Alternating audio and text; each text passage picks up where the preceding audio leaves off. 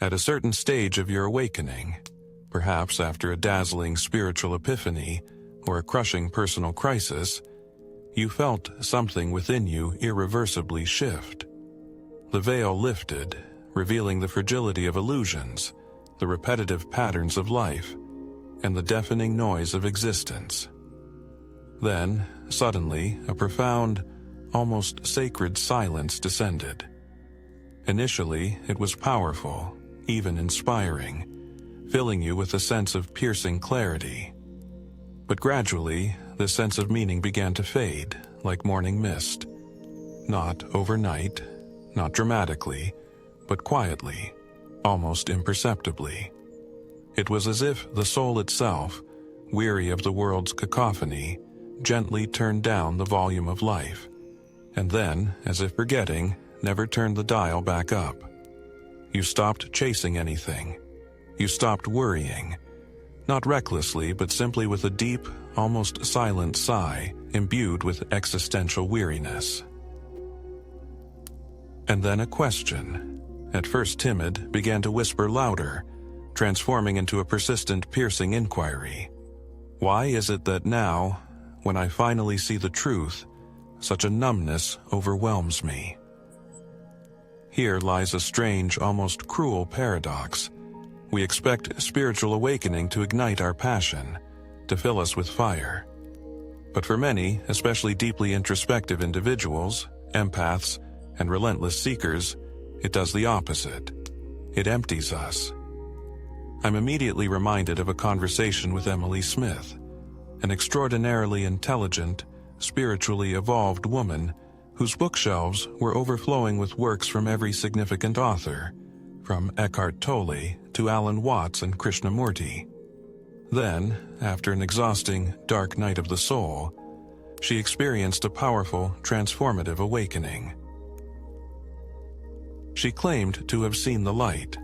She said she could now see through the false veneers of identity, the mirages of ego, and the meaningless chase for external success. But just 2 months later, she lay pinned to her bed, her gaze fixed on the ceiling, her body barely obeying her. Her voice, when she finally spoke to me, was barely audible, filled with despair. Before, I used to weep because I felt like I wasn't achieving enough. And now, I simply don't care if I do anything at all.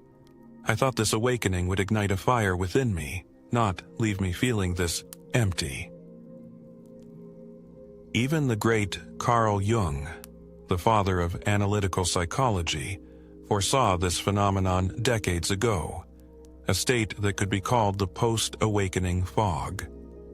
He didn't resort to trendy spiritual terms, but he deeply understood the essence of what happens when the unconscious suddenly breaks through into conscious awareness. Jung, with his profound insight, asserted, "One does not become enlightened by imagining figures of light, but by making the darkness conscious." These words sound lofty until one grasps their true, unsettling meaning. Awakening is not the end of the journey at all. It is merely its beginning, the genesis of a psychological death, the death of who you once believed yourself to be. All the structures that once gave meaning to your life, ambitious goals, career aspirations, even your perception of time and your relationships, all begin to crumble relentlessly, turning to dust.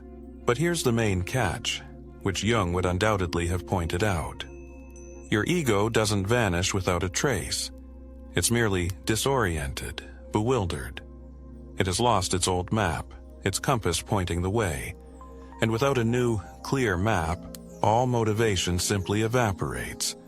So, it's not that you've fallen into depression or permanently lost your zest for life. You're simply suspended in a kind of purgatory, in a deep state of limbo. You have already awakened from something old, but you haven't yet awakened to something new that is meant to replace it. But listen to what is truly astonishing and, alas, so often misinterpreted. What you are feeling now is not a failure. It's not clinical depression or anxiety that needs medication. No, it's something far deeper, something ancient, almost sacred. Jung himself, the great thinker, warned us. The modern world desperately avoids this phase, fleeing from it at all costs. From this sacred pause, this gaping void, this liminal state, where the old has passed, but the new is not yet born.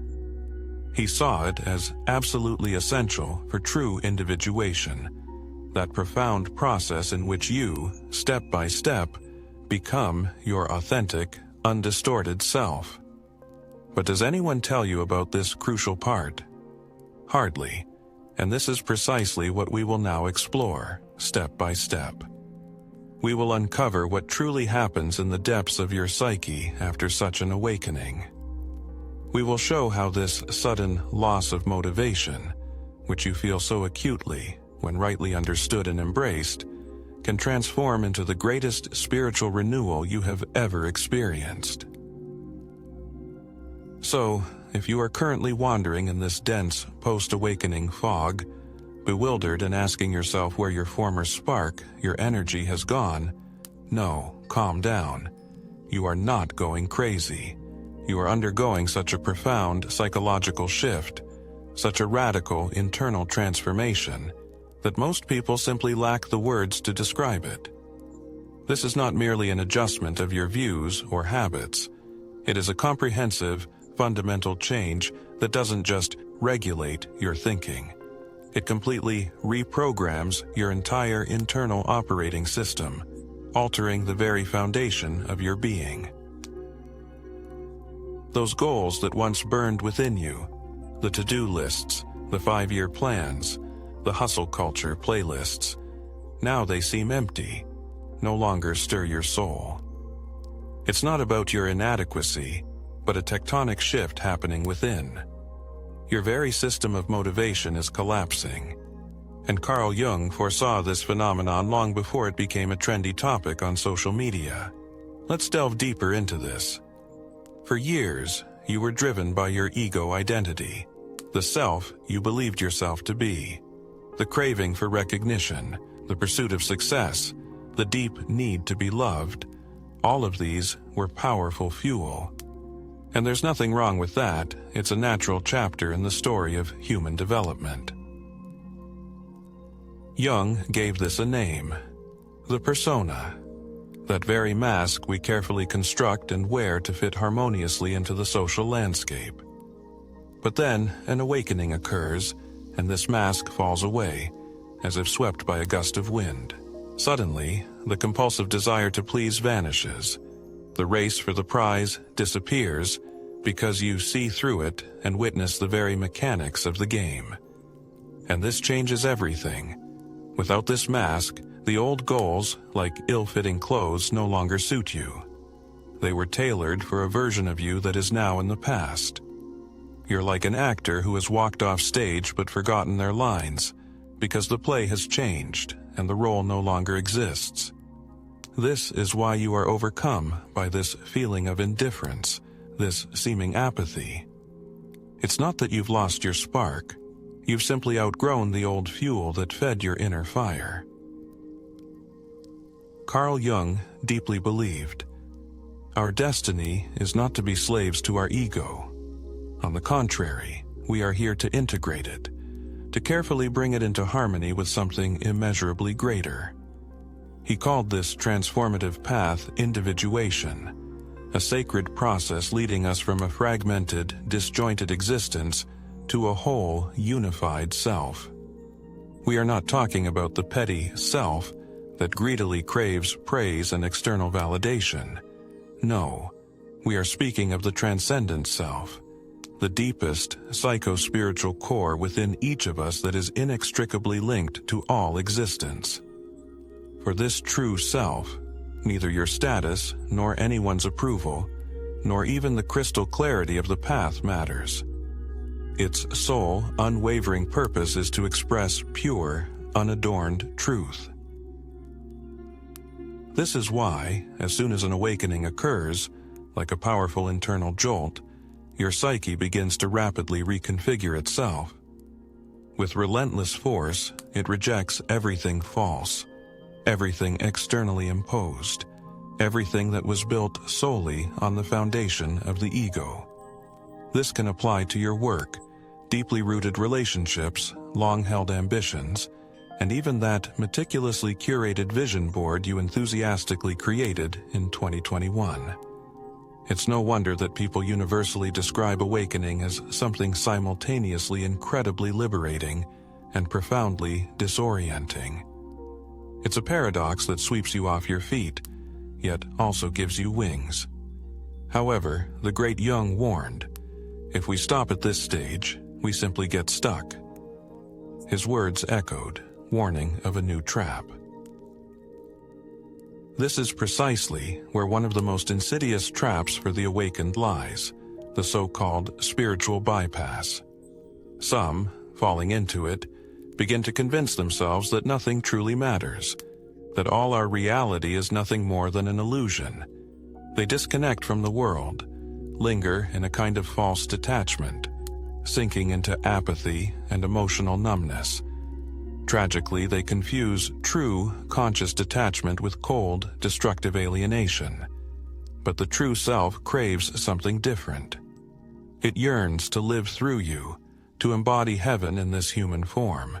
It doesn't reject the world, but redefines your role within it.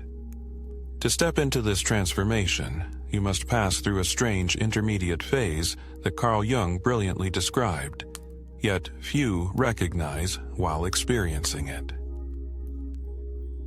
There is a post-awakening phase that almost no one talks about.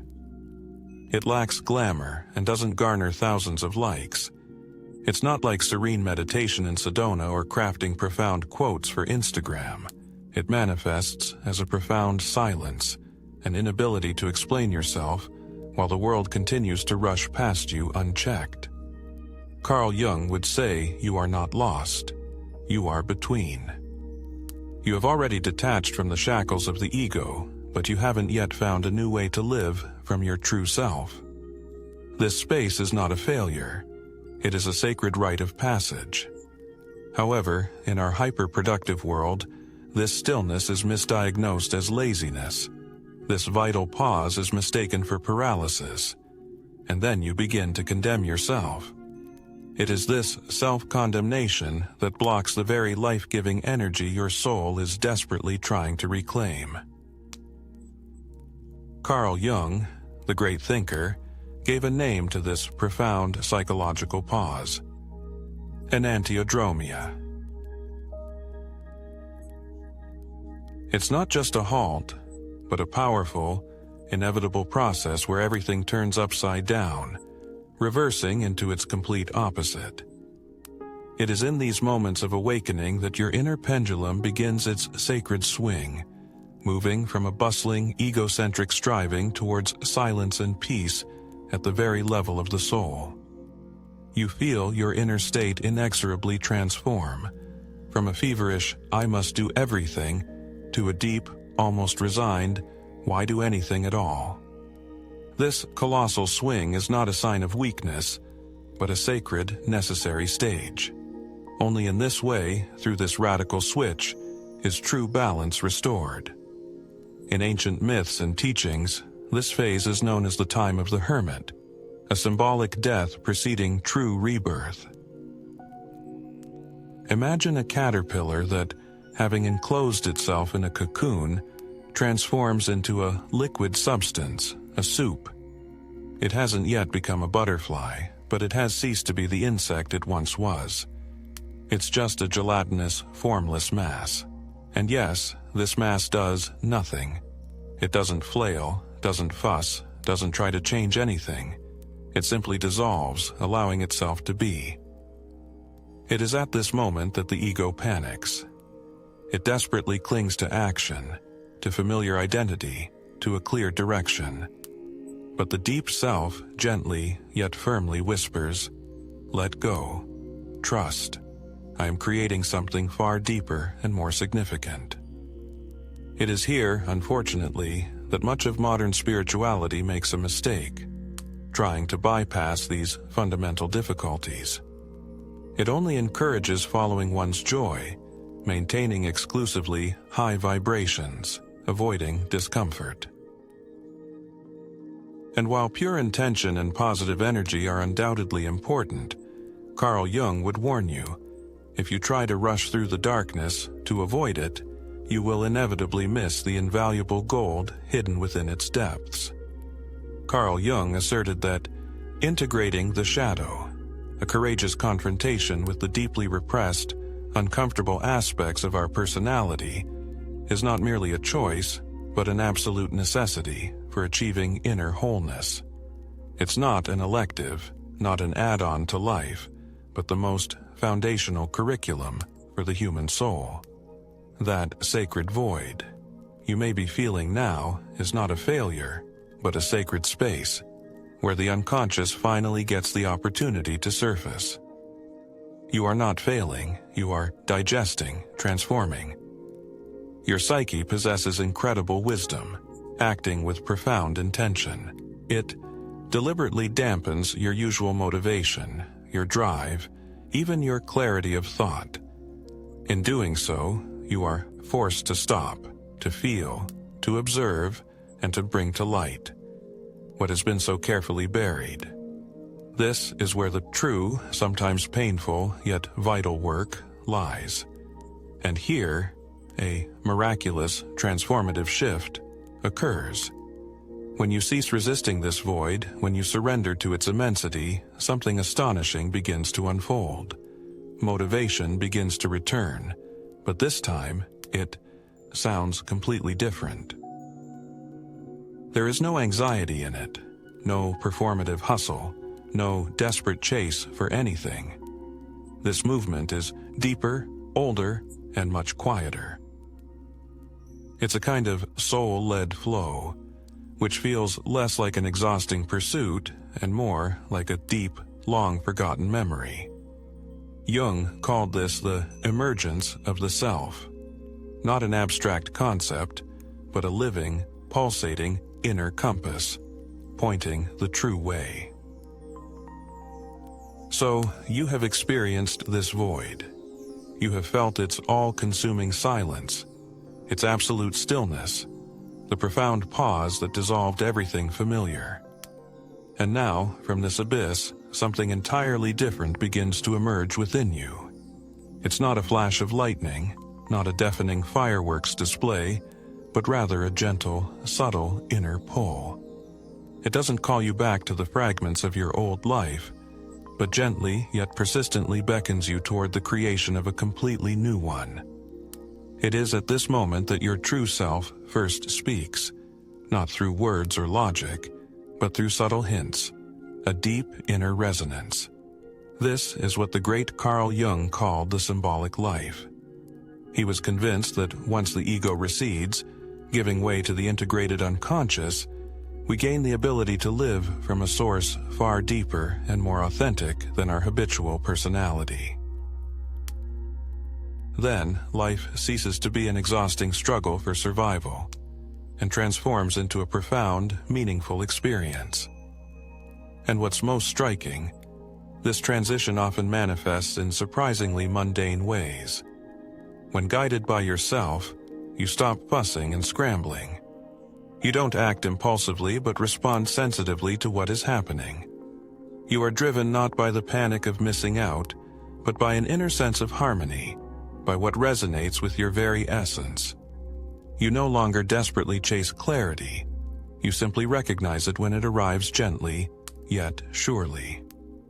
However, living from the self does not mean you will constantly feel traditional, effervescent motivation. In this new state, you will still experience waves of tiredness, moments of confusion, and even deep sorrow. And this is entirely natural, for you remain human.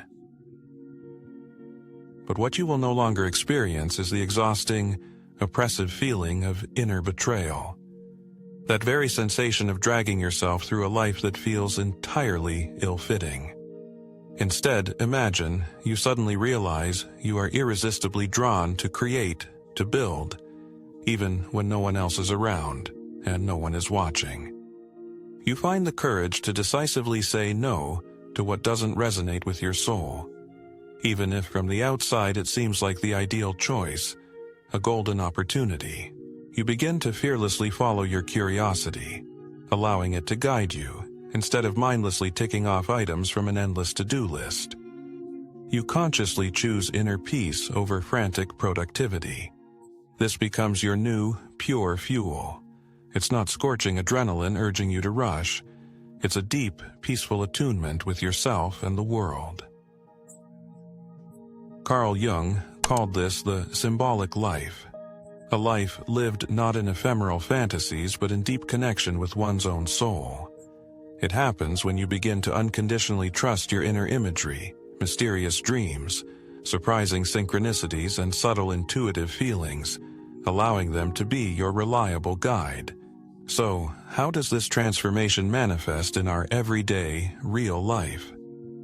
Sometimes, it all begins with something surprisingly simple: a shift in our questions. Instead of the habitual, nagging, "What should I be doing?" try listening. What is gently calling me?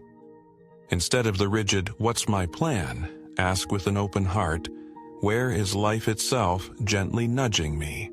And instead of the exhausting, "How do I prove my worth?" ask yourself honestly, "What feels truly honest, authentic?" You no longer strive to dominate life, to bend it to your will, but begin to participate in it, sincerely, with an open soul. And this, mind you, does not mean abandoning your ambitions. On the contrary, it's their profound, transformative metamorphosis. Your ambitions now become not a craving for power or recognition, but an unwavering devotion to truth, to full presence in every moment, and to continuous authentic growth. What an irony. This new energy leads to far more impressive results than the ego ever could, yet it is inexhaustible. Now, it doesn't just exist, it is sustainable, fueled by the soul itself. This is the authentic motivation of yourself. Not a desire to impress, but a deep need to express your true essence. And it is this that often guides you along paths of creativity, service, healing, understanding, and creation. Not because you should, but because every cell of your being joyfully responds, yes. Therefore, if after an awakening you suddenly felt your inner spark dim, know this: the old fire has simply burned itself out. It has given way to a much deeper, unquenchable flame that is impervious to any external storms. Carl Jung didn't promise an easy path, and the very fact that you are here means you have already embarked upon it. It's not about reclaiming old impulses, but about courageously discovering an entirely new motivation, rooted in your authentic wholeness, rather than a drive for external productivity. This is not the culmination of your awakening. On the contrary, it is merely the magnificent beginning of your becoming. For awakening is not the story's endpoint, but its true, breathtaking beginning.